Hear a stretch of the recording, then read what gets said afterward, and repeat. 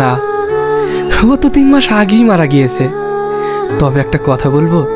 হ্যাঁ বলো। তোমার 2 মেয়ে তো আজ আমার বাড়ি চলে যাচ্ছে, কিন্তু আমাদের সেই পুরনো সম্পর্কটা আবার নতুন করে শুরু করলে হতো না? সত্যি বলছো? হ্যাঁ, কিন্তু এই মালটাকে কি করবে? ওকে নিয়ে তোমাকে চিন্তা করতে হবে না, ওকে আমি আজই ডিভোর্স দেব। কি? হ্যাঁ। আব্বা, আমাদের হয়ে গেছে। আমারও হয়ে গিয়েছে।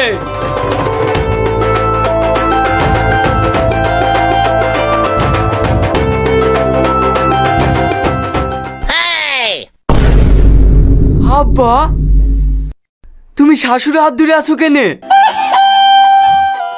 আরে তোর শাশুড়ি তো আমার এক্স গার্লফ্রেন্ড, তাই তোদের সাথে সাথে আমারটাও সারি ফেলবো। হ্যাঁ।